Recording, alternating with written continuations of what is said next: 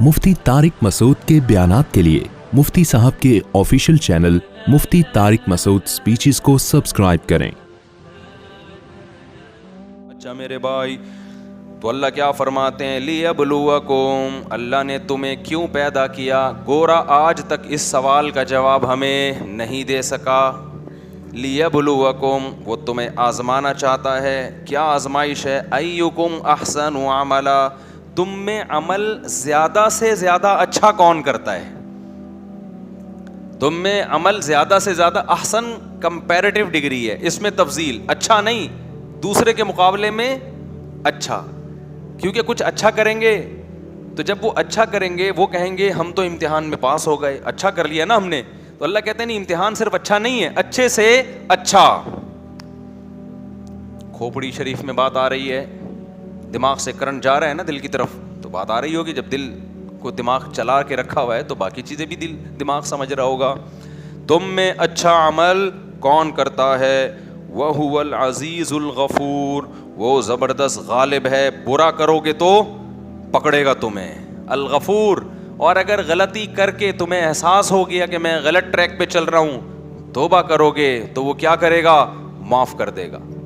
तो मेरे भाई, कुरान की तो यही दावत है। हम कितने अरसे से कुरान सुन रहे हैं, तरावियों में, अब ख़त्म होने के करीब है। तो एक ही बात है, अल्लाह कहते हैं अमल क्या कर लो भाई, ठीक कर लो, बुराइयों को छोड़ दो तुम। आगे चलते हैं, मैं चाह रहा हूँ ये 29वें पारे का जल्दी पूरा खुलासा हो जाए। फिर अल्लाह ने अपनी एक और कुदरत बयान की। अल्लज़ी खलक़ सबअ समावातिन तिबाक़ा, उसने 7 मजबूत आसमान बनाए पे दर पे।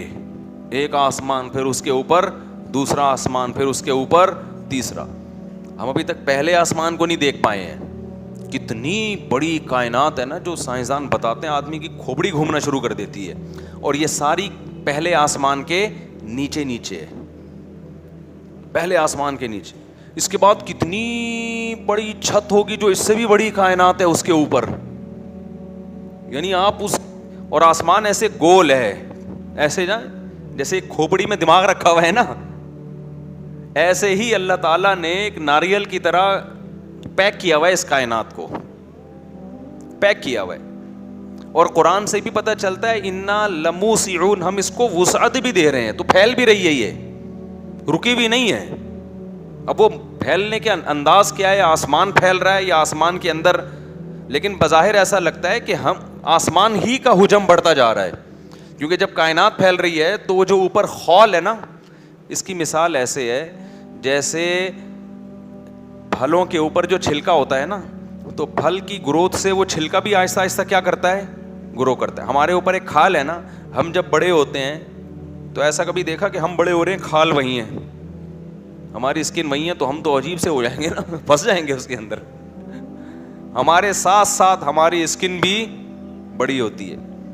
तो वस्समाअ बनैनाहा बिअयदिन व इन्ना लमूसिऊन, कुरान कह रहे हैं हमने बहुत ताकतवर आसमान बनाए हैं और हम क्या कर रहे हैं, उसको फैला भी रहे हैं। तो ये कायनात फैल भी रही है, पता नहीं कहाँ जा रही है, कितनी बड़ी कायनात अल्लाह ने बना दी।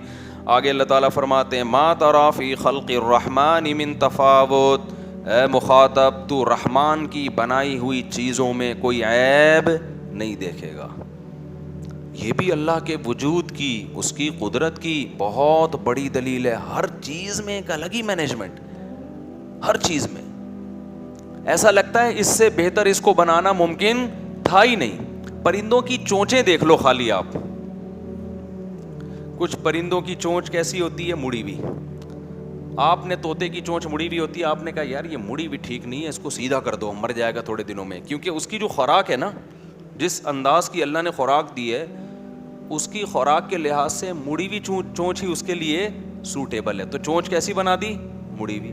अगर ये इत्तेफाक से बने होते तो होल सेल के हिसाब से चोंचें पड़ी हुई होती, मुख्तलिफ परिंदों की लग जाती वो जाके।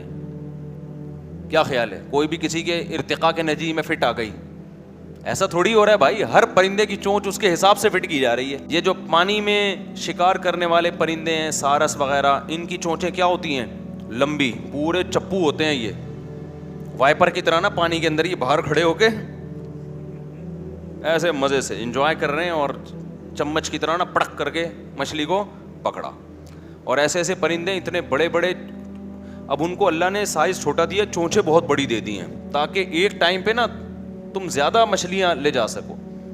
اب وہ کئی مچھلیاں لے کے نا اپنے ادھر یہاں منہ میں جمع کرتے رہتے ہیں, پھر حسب توفیق جب ان کو فرصت ملتی ہے آرام سے ایک ایک مچھلی چبا کے کھاتے ہیں. ٹائم کم ہے ان کے پاس. ہر جانور کا آپ دیکھ لو ایسے.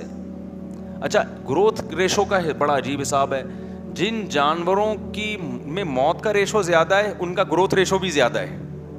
جن جانوروں میں موت کا ریشو کم ہے ان کا گروتھ ریشو بھی کم ہے. مچھلیاں ہزاروں پیدا ہوتی ہیں. اب آپ ایک صرف سمندر کی مثال دیکھیں نا, میں آگے چلتا ہوں.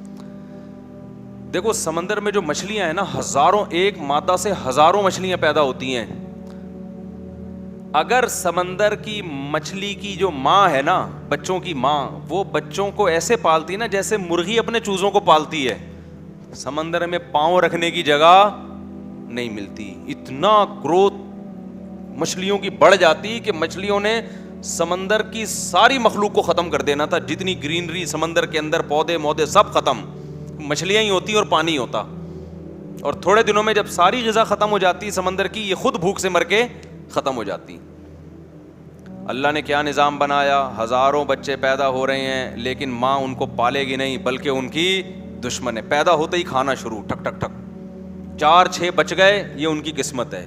تو گروتھ ریشو قدرت نے کیا بولو, خود ہی کنٹرول کر لیا. سانپ ہزاروں انڈے دیتی ہے نا مادہ اس کی, اور بچے بھی کتنے پیدا ہوتے ہیں, لاکھوں انڈے دیتی ہے, بچے سانپ کے ہزاروں پیدا ہوتے ہیں.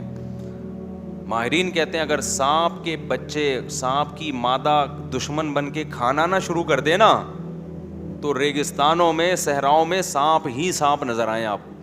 اللہ نے نظام ایسا بنایا, جب بچے نکلتے ہیں تو ماں ڈائن بن کے ان بچوں کو بولو کھانا شروع کر دیتی, کھا کے ختم. 2-4 بچ کے نکل لیے تو وہ بڑے ہو گئے بس. کیسا نظام. اور جن کا گروتھ ریشو اسپیڈ زیادہ نہیں, جیسے انسانوں کی سال میں ایک ہی پیدا ہوگا, بہت زیادہ جڑواں ہو گئے. یا اور مخلوق میں ایسا ہے, پینگوئن جو ہے نا, جو سرد علاقوں میں رہتا ہے, اس کی ماں اور باپ دونوں مل کے بچے کو پالتے ہیں, کیونکہ ان کا گروتھ ریشو بہت زیادہ کم ہے, بہت کم بچے دیتے ہیں یہ. اور بچوں طوفانی ہواؤں سے مرنے کا بھی خطرہ ہوتا ہے. آپ ڈاکومنٹری دیکھیں, یہ اتنی محنت سے بچوں کو پالتے ہیں کہ اتنی محنت سے انسان نہیں پال رہا ہوتا اپنے بچوں کو. اس سے پتہ چلتا ہے کہ ما تری فی خلق الرحمن من تفاوت, رحمان کی تخلیق میں تمہیں کوئی عیب نظر نہیں آئے گا. تو بھائی یہ آٹومیٹیکلی نہیں ہے, یہ سب کیا ہے, ایک پلان ہے. آپ کہہ سکتے ہیں بھائی ہم تو دیکھتے ہیں بارشیں جب برستی ہیں بعض دفعہ اتنی برس جاتی ہے کہ پورے شہر تباہ ہو جاتے ہیں, اور بعض دفعہ برستی نہیں ہے, نل کے کھولو تو پانی نہیں آ رہے, اس میں پانی نہیں ہے بھائی, ڈیم خالی ہو گئے. تو اگر رحمان کی اس تخلیق میں مینجمنٹ ہوتی تو بارش بڑی تمیز سے ہوتی.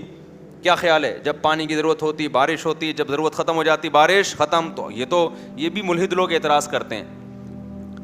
خوب سمجھ لو, مینجمنٹ ہماری عقل کے مطابق نہیں ہوگی, مینجمنٹ ہے مگر کس کے, اللہ کے مطابق ہوگی.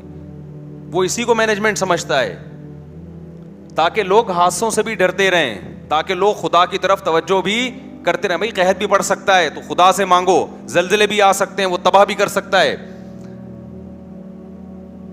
تو یہ بھی اللہ کی نظر میں مینجمنٹ ہی ہے, تاکہ لوگ ڈریں, موت سے بھی ڈریں. اب بارش اگر بالکل ہی تمیز سے ہوتی تو لوگ بارش سے بچنے کا انتظام کرتے کیا؟ اس لیے اس نے یہ جو ہوتا ہے نا حادثاتی موت ہو گئی, بندہ اچانک مر گیا, یہ وبائیں آ گئیں, موت کا ریشو بڑھ گیا, یہ بھی اسی مینجمنٹ کا ایک حصہ ہے, تاکہ انسان اتنا بے سکون ہو کے زندگی نہ گزارنا شروع کر دے کہ اب وہ احتیاطی تدابیر بھی اختیار کرنا چھوڑ دے اور ہر طرح کی فکروں سے آزاد ہو جائے. ہم یہ دیکھتے ہیں کہ کہیں تھوڑی سی بھی مینجمنٹ مینیجر کے بغیر نہیں ہوتی, جبکہ اس کائنات میں تھوڑی نہیں ہے, بہت زیادہ مینجمنٹ ہے. جو آپ کو, اور جو تھوڑا سا لگ رہا ہے کہ یہاں مینجمنٹ نہیں ہے, وہ آپ کو لگ رہا ہے, حقیقت میں ڈیپلی جب آپ غور کریں گے تو اس میں بھی کوئی نہ کوئی حکمت ہے اللہ تعالیٰ کی.